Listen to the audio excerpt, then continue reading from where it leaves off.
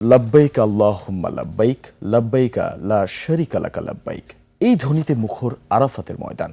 আজ সূর্যোদয় থেকে সূর্যাস্ত পর্যন্ত এই ময়দানে অবস্থান করছেন বিশ্বের ১.৫ শতাধিক দেশ থেকে আসা ১৫ লাখ মুসল্লি।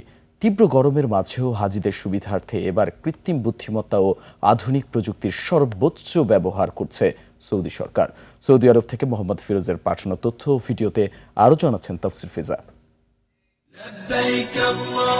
বিশ্বের প্রায় ১.৫ শতাধিক দেশ থেকে আসা ১৫ লক্ষাধিক ধর্মপ্রাণ মুসলমানের লাব্বাইক আল্লাহুম্মা লাব্বাইক ধ্বনিতে মুখরিত হয়ে উঠেছে ঐতিহাসিক আরাফাতের ময়দান, যেখানে সূর্যোদয় থেকে সূর্যাস্ত পর্যন্ত অবস্থানের মধ্যে দিয়ে হাজিরা পবিত্র হজের প্রধান ও সবচেয়ে গুরুত্বপূর্ণ আনুষ্ঠানিকতা সম্পূর্ণ করেছেন।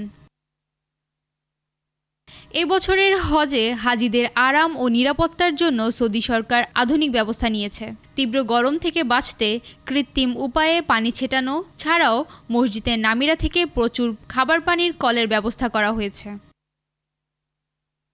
পবিত্র হজের মূল খুতবাটি মক্কার ঐতিহাসিক মসজিদের নামিরা থেকে সফলভাবে প্রচারিত হয়েছে, যেখানে খুতবা শেষে বিশ্ব মুসলিম উম্মাহ ও মানবজাতির কল্যাণ কামনায় বিশেষ দোয়া করা হয়। বিশ্বের কোটি কোটি মানুষের কাছে ইসলামের শান্তি বার্তা পৌঁছে দিতে সৌদি সরকারের পক্ষ থেকে এই খুতবাটি সরাসরি ৩৫টি ভাষায় অনুবাদ করে সম্প্রচারের এক অন্যতম ব্যবস্থা করা হয়েছে।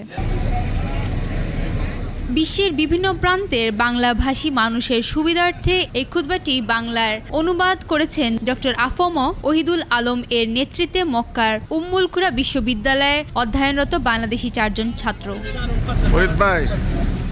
আজকে এই পবিত্র দিনে তওবা আর দোয়ার মধ্যে দিয়ে কাটাচ্ছেন হাজিরা। কেউ দাঁড়িয়ে, কেউ বসে, কেউ বা ২ হাত উঁচু করে দেশ বা স্বজনের জন্য দোয়া করছেন।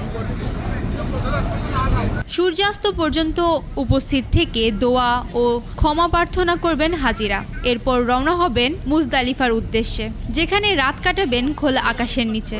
সেখানে একসঙ্গে আদায় করবেন মাগরিব ও এশার নামাজ। আজকে হাজিরা পাথর নিক্ষেপ শেষ করে হাজিরা আল্লাহর নামে পশু কোরবানি করবেন। কোরবানি করার পর পুরুষ হাজিরা মাথা মুন্ডন করবেন আর নারী হাজিরা তাদের চুলের আগা থেকে ১ ইঞ্চি পরিমাণ কাটবেন। তাফসির ফিজা, ডেস্ক রিপোর্ট, ২১ টেলিভিশন।